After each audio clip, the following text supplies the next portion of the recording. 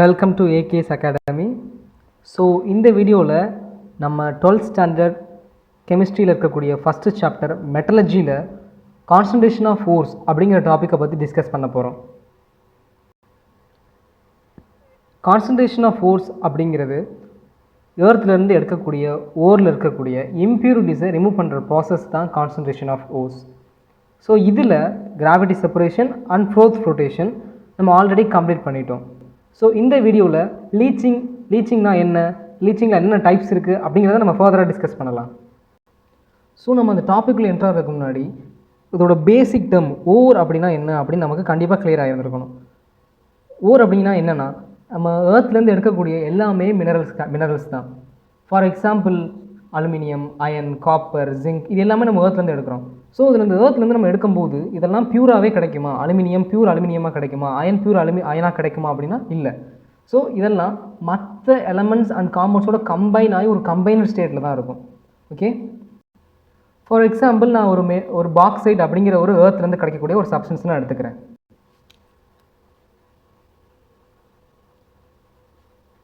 பாக்சைட்டோட chemical formula Al2O3.NH2.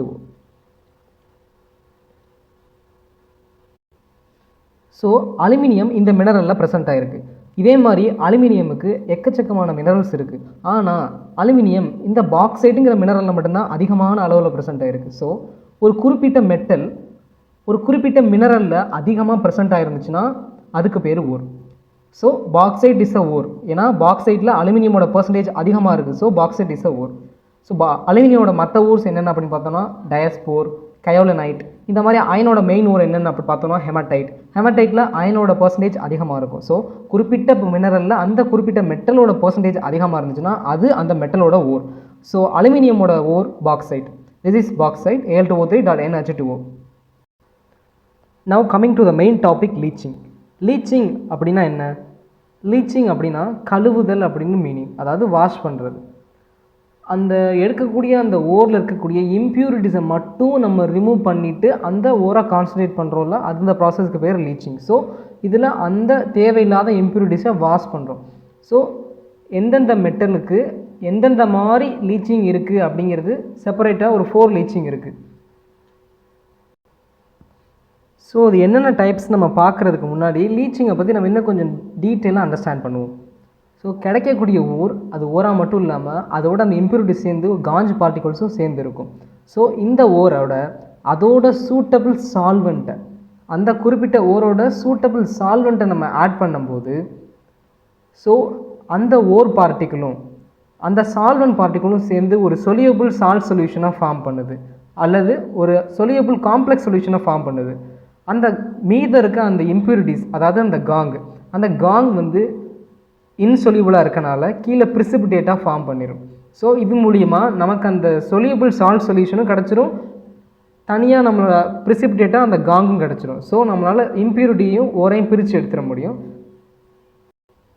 So இந்த மாதிரி அந்த ஓர் பார்ட்டிக்கிளையும் அந்த காங் இருக்கக்கூடிய அந்த ஓர் பார்ட்டிக்கிள், அதாவது அந்த ஓரோட ஜாயின் பண்ணி இருக்கக்கூடிய காங்ஸ், இந்த மாதிரி ஓர்ஸை அதோட சூட்டபிள் சால்வெண்ட்டோடு நம்ம ரியாக்ட் பண்ணோம் அப்படின்னா ஸோ இந்த ஓரும் இந்த சால்வெண்ட்டும் சேர்ந்து ஒரு சொலியபிள் சால்ட் சொல்யூஷனையோ இல்லை ஒரு சொலியபிள் காம்ப்ளெக்ஸ் சொல்யூஷனையோ ஃபார்ம் பண்ணும். ஸோ மீதம் இருக்க அந்த ஓர் அந்த சொல்யூஷனில் மிக்ஸ் ஆகாமல் இன்சொலியபிளாகி ப்ரிசிபிடேட்டாக கீழே ஃபார்ம் பண்ணிடும். ஸோ இதோட பிரின்சிபல் என்ன அப்படின்னு நம்ம பார்த்தோம் அப்படின்னா ஒரு மெட்டலுக்கும் ஒரு சாலிபிலிட்டி இருக்கும். ஃபார் எக்ஸாம்பிள் அயனோட சாலிபிலிட்டியும் அலுமினியம் சாலிபிலிட்டியும் ஒரே மாதிரி இருக்காது, ரெண்டுக்கும் வேறு சாலிபிலிட்டி இருக்கும். ஸோ ஓருக்கும் ஒரு சாலிபிலிட்டி இருக்கும். இந்த மாதிரி அந்த ஓரோட சாலிபிலிட்டியை பொறுத்து சூட்டபிள் சால்வெண்ட்டை சூஸ் பண்ணி அதை ரியாக்ட் பண்ண வச்சு இந்த மாதிரி ஒரு சொலியபிள் சால்ட் சொல்யூஷனை கொண்டு வந்து ஸோ இந்த சொலியபிள் சால்ட் சொல்யூஷன்லேருந்து திருப்பி அந்த மெட்டல் எப்படி நம்ம பியூராக கொண்டு வர்றது அப்படிங்கிற பற்றி படிக்கிறது தான் இந்த லீச்சிங் ப்ராசஸ். ஸோ இப்போ நம்ம பார்த்தோம் அப்படின்னா இந்த லீச்சிங்கில் 4 டைப்ஸ் ஆஃப் லீச்சிங் இருக்குது. Cyanide leaching, ammonia leaching, alkali leaching and acid leaching. So ஒரு லீச்சிங்கோட பேரை வச்சு நம்ம எந்த மாதிரி சால்வெண்ட்டை யூஸ் பண்ண போகிறோம் அப்படிங்கிறத நம்மளால் ஈஸியாக சொல்லிட முடியும். ஸோ இந்த சால்வெண்ட் அப்படிங்கிற இந்த இடத்துல நம்ம சைனைட் யூஸ் பண்ண போகிறோம், சைனைட் காம்பவுண்ட்ஸ். அண்ட் அமோனியா லீச்சிங்கில் அமோனியாவை நம்ம சால்வெண்ட்டாக யூஸ் பண்ண போகிறோம். ஸோ ஆல்கலி லீச்சிங்கில் ஆல்கலி மெட்டல்ஸை நம்ம சால்வெண்ட்டாக யூஸ் பண்ண போகிறோம். ஸோ ஆசிட் லீச்சிங்கில் நம்ம ஆசிட்ஸை சால்வெண்ட்டாக யூஸ் பண்ண போகிறோம். ஒரு லீச்சிங்லையும் ஒரு டைப்ஸ் ஆஃப் மெட்டல்ஸை மட்டும் தான் நம்மளால் லீச் பண்ண முடியும். ஸோ சைனைட் லீச்சிங் எடுத்துக்கிட்டோம் அப்படின்னா கோல்டு அண்ட் சில்வர் மட்டும்தான் நம்ம லீச் பண்ண போகிறோம். ஸோ அமோனியா லீச்சிங்கில் காப்பர், ஆல்கலி லீச்சிங்கில் அலுமினியம் அண்ட் யுரேனியம், ஆசிட் லீச்சிங்கில் nickel and cobalt, zinc. So இதோட ஓர்ஸை எடுத்து நம்ம லீச் பண்ணுறது மூலியமாக ஸோ கோல்டு மெட்டல் சொலியூபிள் சொல்யூஷனையும் சில்வர் மெட்டல் சொலியூபிள் சொல்யூஷனையும் நம்மளால் ஃபார்ம் பண்ண முடியும். அந்த ஃபார்ம் பண்ண அந்த சொல்யூஷனை நம்ம ஃபர்தராக ரெடியூஸ் பண்ணோம் அப்படின்னா நமக்கு தேவையான அந்த மெட்டல்ஸ் பியூர் ஃபார்மில் கிடச்சிடும்.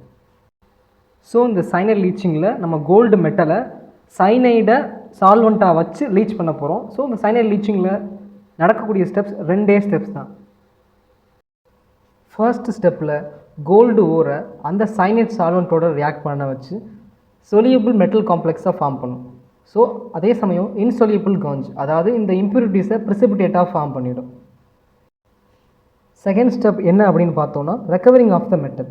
ஸோ கிடைச்ச அந்த சொலியூபிள் மெட்டல் காம்ப்ளெக்ஸை ரெடியூஸ் பண்ணோம் அப்படின்னா நமக்கு தேவையான அந்த கோல்டு மெட்டல் மட்டும் பியூர் ஃபார்மில் கிடைச்சிடும். ஸோ இந்த 2 ஸ்டெப்பையும் பற்றி நம்ம இப்போ டீட்டெயிலாக பார்ப்போம். ஸோ இந்த வெரி ஃபர்ஸ்ட் ஸ்டெப்பில் நம்ம அந்த ஓரை நல்லா க்ரஷ் பண்ணி பவுடர்டு ஃபார்மேட்டில் எடுத்துக்கிறோம். ஸோ அதோட aerated dilute solution of NaCN, which means NaCNங்கிறது சைனைட் சால்வெண்ட். ஸோ இதில் aerated means oxygen and hydrogen மாதிரியான ஆட்டம்ஸ் ப்ரெசென்ட் ஆகிருக்கும். டைலூட் மீன்ஸ் அந்த NaCN வாட்டரில் டிசால்வ் ஆகிருக்கு அப்படின்னு அர்த்தம். ஸோ வாட்டரில் டிசால்வ் ஆகிருக்கக்கூடிய NaCN நம்ம எடுத்துக்கிறோம். ஸோ இந்த ஓரோட இந்த NaCN ரியாக்ட் பண்ணும்போது, அதாவது நம்ம கோல்டு எடுத்துக்கிட்டோம் அப்படின்னா கோல்டோட ஓர், சில்வர் எடுத்துக்கிட்டோம் அப்படின்னா சில்வரோட ஓர். ஸோ இந்த ஓரோட ரியாக்ட் பண்ணும்போது ஸோ இங்கே இருக்க இந்த சைனைடு, அப்படி சைனைடும் இங்கே ஓரில் இருக்கக்கூடிய அந்த மெட்டல், ஸோ கோல்டுனா அப்போ கோல்டு மெட்டல் மட்டும் ஜாயின் பண்ணி சொலியபிள் மெட்டல் சைனைட் காம்ப்ளெக்ஸ், அப்போ கோல்டு சைனைட் காம்ப்ளெக்ஸை ஃபார்ம் பண்ணிடும். ஸோ நெக்ஸ்ட்டு இந்த ஓரில் இருக்கக்கூடிய impurities, for example aluminosilicate. So இந்த ஓரில் அலுமினோசிலிகேட் இம்ப்யூரிட்டியாக இருந்துச்சு அப்படின்னா ஸோ இந்த சோடியமும் அங்கே இருக்க அந்த அலுமினோசிலிகேட்டும் ஜாயின், இங்கே இந்த இம்ப்யூரிட்டியாக இருக்க அந்த அலுமினோசிலிகேட்டும் ஜாயின் பண்ணி ஸோ ப்ரிசிபிடேட்டாக ஃபார்ம் பண்ணி நம்மளால் ஈஸியாக அதை ரிமூவ் பண்ணிட முடியும். ஸோ அந்த கோல்டும் சைனைடு சேர்ந்து ஒரு மெட்டல் காம்ப்ளெக்ஸை ஃபார்ம் பண்ணுது. அலுமினோசிலிகேட் இம்ப்யூரிட்டி ப்ரிசிபிடேட் ஆகி அங்கே டெபாசிட் ஆகிடுது. ஸோ நம்மளால் அதை ஈஸியாக ரிமூவ் பண்ணிட முடியும். நான் அந்த ஈக்குவேஷன் இப்போ இங்கே எழுதுகிறேன். ஸோ கோல்டு AU, ஸோ இது வந்து சாலிட் ஸ்டேட்டில் இருக்குது. இப்போ உங்களுக்கு இங்கே ஒரு டவுட் வரலாம், க்ரஷ்டு ஓர்னு தானே சொல்லியிருக்கோம், ஆனால் நம்ம அந்த மெட்டல் மட்டும்தானே எடுத்திருக்கோம், ஏன் அப்படின்னா ஸோ இந்த ஓரில் இந்த கோல்டு ப்ரெசென்ட் ஆகிருக்கும், ப்ளஸ் இதோட இம்ப்யூரிட்டிஸும் ப்ரெசென்ட் தான் இருக்கும். ஏன் நம்ம இங்கே கோல்டு மட்டும் எழுதியிருக்கோம் அப்படின்னா அந்த ஓரில் இருக்கக்கூடிய கோல்டு மட்டும்தான் இந்த சால்வெண்ட்டோட ரியாக்ட் பண்ண போகுது. ஸோ மற்றது எதுவுமே ரியாக்ட் பண்ணாது, அது டேரெக்டாக டெபாசிட் ஆகி இன்சொலியூபிள் அலுமினோசிலிகேட்டாக டெபாசிட் ஆகிரும். ஸோ புக்கில் நமக்கு கோல்டு மட்டும்தான் கொடுத்துருக்காங்க. ஏன்னா நமக்கு கோல்டு மட்டும்தான் இந்த ரியாக்ஷன் ரியாக்ட் பண்ண போது, மற்ற இம்ப்யூரிட்டிஸ் எதுவும் ரியாக்ட் ஆகாதனால கோல்டு மட்டும் கொடுத்துருக்காங்க. ப்ளஸ் இந்த சோடியம் இருக்கக்கூடிய, அதாவது இந்த சோடியம் சைனைடில் இருக்கக்கூடிய சைனைடு மட்டும்தான் ரியாக்ட் பண்ணுது. ஸோ இதை அயான்ஸாக பிரித்து கொடுத்துருக்காங்க. விச் மீன்ஸ் இதை அயான்ஸாக பிரியும் போது Na ப்ளஸ்ஸாகவும் Cn மைனஸாகவும் பிரியும். Sorry, small a. அதனால் இங்கே cyanide ion, which means cyanide ion மட்டும்தான் கோல்டு ரியாக்ட் பண்ண போகுது, கோல்டோட ரியாக்ட் பண்ண போகிறதுனால சைனைடு அயான்ஸை மட்டும் இங்கே பிரித்து கொடுத்துருக்காங்க. ஸோ ஏரேட்டட் டைலூட் சொல்யூஷனுங்கிறனால ஆக்சிஜனும் இருக்கும், இது கேஸ் ஃபார்மில் இருக்கும். ஸோ சைனைடு வந்து வாட்டரில் டிசால்வ் ஆகிருக்குல்ல, அதனால் இது அக்வஸில் இருக்கும். ஓகே, ப்ளஸ் ஸோ வாட்டரில் டிசால்வ் ஆகிருக்கனால H2O. ஸோ இது லிக்யூடில்.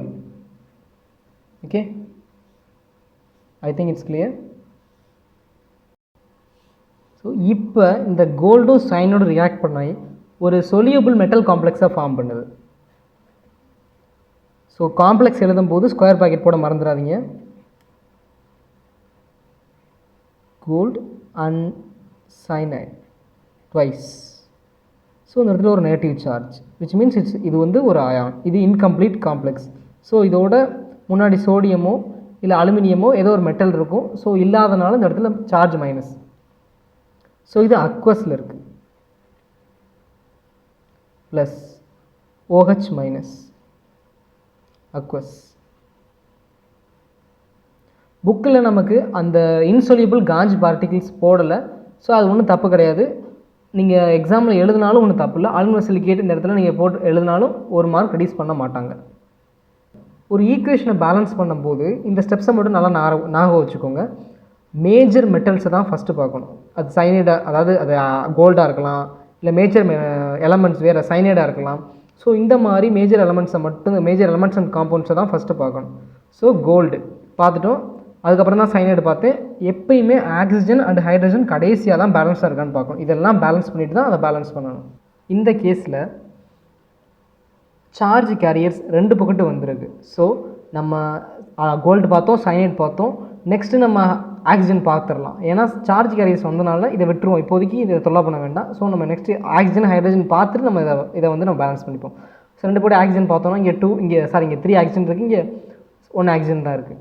இந்த மாதிரி ஏதாவது ஒரு பக்கெட்டை ஆட் நம்பரில் வந்துச்சு அப்படின்னா பேலன்ஸ் பண்ணுறது கஷ்டம். ஸோ ஒன்றை ஈவன் நம்பர் ஆக்கணும், ஏதாவது ஒன்று ஈவன் நம்பர் ஆக்கணும். ஸோ அதனால் இந்த இடத்துல நான் 2 போட்டுடுறேன். ஸோ 2 போட்டால் இப்போ என்னாகும், இங்கே 2 ஆக்சிஜன், இங்கே 2 ஆக்சிஜன், அப்போ மொத்தம் 4 ஆக்சிஜன் ஆயிடுச்சு. ஸோ இங்கே நம்ம ஈஸியாக நம்ம 4 போடுறது மூலிமா இதை பேலன்ஸ் பண்ணிடலாம். So 4 oxygen balanced. ஹைட்ரஜன் பார்த்தோம் அப்படின்னா 4 hydrogen balanced.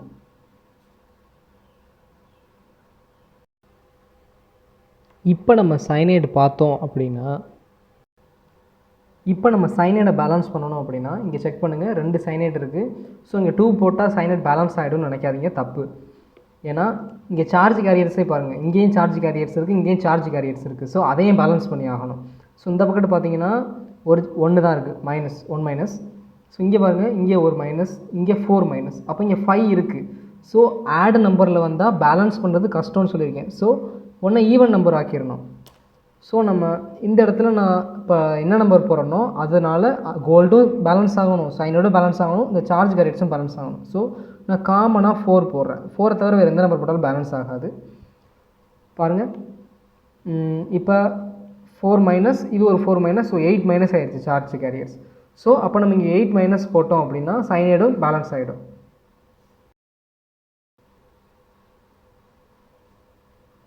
See this, 4 2s are 8. So cyanide 8 இருக்குது, அதே மாதிரி 8 சைனைடு இருக்குது. சார்ஜ் பாரு 4 minus 8 minus charge. So 8 minus சார்ஜும் பேலன்ஸ் ஆகிடுச்சு, சைனைடு பேலன்ஸ் ஆகிடுச்சு. ஸோ இப்போ கோல்டு டிஸ்டர்ப் ஆகிடுச்சு. 4 கோல்டு இருக்குது, ஆனால் இங்கே ஒரு கோல்டு தான் இருக்குது. ஸோ இந்த இடத்துல 4. ஸோ இப்போ இந்த ஈக்குவேஷன் வந்து பேலன்ஸ்டு ஈக்குவேஷன். ஒரு ஈக்குவேஷன் லெஃப்ட் அண்ட் ரைட், யாரோ மார்க்குக்கு லெஃப்ட் அண்ட் ரைட் ஈக்குவலாக இருந்தால் தான் அந்த பேலன்ஸ்டு ஈக்குவேஷன் அப்படின்னு சொல்லணும். ஸோ எல்லாத்தையும் செக் பண்ணி பாருங்கள், எல்லா எலமெண்ட்ஸும் பேலன்ஸ்டாக இருக்கும். ஸ்டெப் 2ல் நம்ம ஏற்கனவே சொன்ன மாதிரி கிடச்ச அந்த மெட்டல் காம்ப்ளெக்ஸை ரெடியூஸ் பண்ணி அந்த மெட்டலை மட்டும் நம்ம ரெக்கவர் பண்ண போகிறோம். ஸோ இதை நம்ம எப்படி ரெடியூஸ் பண்ணுறது அப்படின்னா, கிடச்ச அந்த மெட்டல் காம்ப்ளெக்ஸை நான் எழுதிக்கிறேன். AU CN twice மைனஸ், இது அக்வஸில் இருக்குது, ப்ளஸ் இதோட நம்ம ஜிங்க் டஸ்ட்டை ஆட் பண்ணும்போது, ஸோ இது சாலிட்.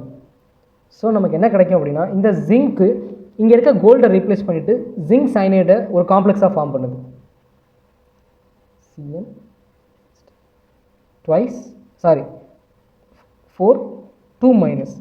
ஸோ கோல்டு வந்து எலமெண்ட்ரி ஸ்டேட்டில் கிடச்சிருக்கு. ஸோ இது சாலிட் ஸ்டேட், எலமெண்ட்ரி ஸ்டேட்டில் கிடச்சிருக்கு. ஸோ நமக்கு பாருங்கள், கோல்டு வந்து ஒரு காம்ப்ளெக்ஸில் இருந்த கோல்டு நமக்கு தனியாக ஒரு எலமெண்ட்டாக கிடச்சிருச்சு. ஸோ இந்த லீச்சிங் ப்ராசஸ் மூலிமா அந்த மெட்டலை நம்ம ஒரு காம்ப்ளெக்ஸ் சொல்யூஷனாக மாற்றி அந்த காம்ப்ளெக்ஸ் சொல்யூஷனை ரெடியூஸ் பண்ணுறது மூலியமாக நம்ம கோல்டை நம்மளால் பியூர் ஃபார்மில் கொண்டு வர முடியுது. ஸோ இந்த ரிடக்ஷன் அப்படின்னா என்ன அப்படின்னு பார்த்தோன்னா, ஸோ இதோட ஆக்சிடேஷன் நம்பர் கால்குலேட் பண்ணுங்கள். கோல்டுக்கு எக்ஸ்னு வச்சுக்கிற தெரியாது.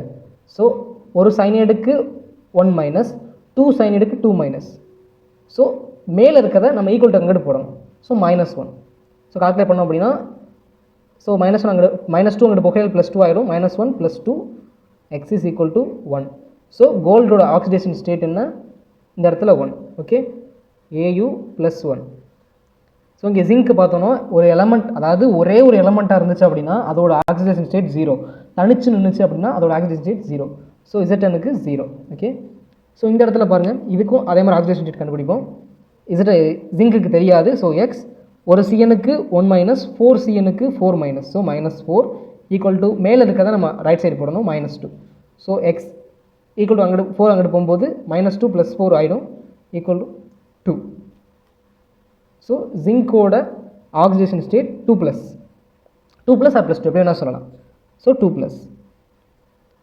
அதே மாதிரி இங்கே கோல்டு தனிச்சு நிற்கிறனால, அதாவது மற்ற இதோடையுமே சேராமல் கோல்டு மட்டும் தனியாக சாலிட் ஸ்டேட்டில் இருக்கனால எலமெண்ட்ரி ஸ்டேட், அதனால் இதோட ஆக்சிடேஷன் ஸ்டேட் 0. ஸோ ஏயோட ஆக்சிடேஷன் ஸ்டேட் 0. ஒரு எலமெண்ட்டோட ஆக்சிடேஷன் நம்பர் இன்க்ரீஸ் ஆகிருந்துச்சு அப்படின்னா அதை நம்ம ஆக்சிடேஷன் அப்படின்னு சொல்கிறோம். ஸோ ஒரு எலமெண்ட்டோட நம்பர் ரெடியூஸ் ஆகிருந்துச்சு, டிக்ரீஸ் ஆகிருந்துச்சு அப்படின்னா, ஆக்சிடேஷன் நம்பர் டிக்ரீஸ் ஆகிருந்துச்சு அப்படின்னா அதை நம்ம ரிடக்ஷன் அப்படின்னு சொல்கிறோம். இங்கே பாருங்கள், கோல்டு +1 ஆக்சிடேஷன் ஸ்டேட்லேருந்து 0க்கு போயிருக்கு. ஸோ இது ரெடியூஸ் ஆகிருக்கு. ஆக்சிடேஷன் நம்பர் டிக்ரீஸ் ஆனனால இதுக்கு பேர் ரிடக்ஷன். ஆக்சிடேஷன் நம்பர் 0லேருந்து +2க்கு போயிருக்கு, இன்க்ரீஸ் ஆகிருக்கு. ஸோ இதுக்கு பேர் ஆக்சிடேஷன். ஒரு ரியாக்ஷனில் சைமல்டேனியஸாக ஆக்சிடேஷனும் நடந்து ரிடக்ஷன் நடந்துச்சுன்னா அந்த ரியாக்ஷனுக்கு பேர் ரிடாக்ஸ் ரியாக்ஷன். ஸோ எக்ஸாம்பிளில் எக்ஸ்பிளைன் த ரியாக்ஷன் கோல்டு அப்படின்னு கூட உங்களுக்கு கொஸ்டின்ஸ் வரலாம். ஒரு ரியாக்ஷனில் ஆனால் ஆக்சிடேஷன் அண்ட் ரிடக்ஷன் ரெண்டுமே நடந்துச்சுன்னா அதுக்கு பேர் ரியாக்ஷன். நம்ம இதையே ரெடியூஸ் கோல்டு ரெடியூஸ் பண்ணுறேன் அப்படின்னு நான் ஏன் சொன்னேன் அப்படின்னா, பாருங்கள், கோல்டு வந்து ரெடியூஸ் தான் இருக்குது, +1லேருந்து 0க்கு போயிருக்கு. ஸோ இது ரிடக்ஷன். ஸோ நம்ம ரிடக்ஷன் பண்ணுறது மூலியமாக நம்ம கோல்டு நமக்கு கிடச்சிருது பியூர் ஃபார்மில். எந்த இது ஹெல்ப் பண்ணுது? இதுக்கு ஜிங்குங்கிற மெட்டல் கோல்டு ரெடியூஸ் பண்ண ஹெல்ப் பண்ணுது.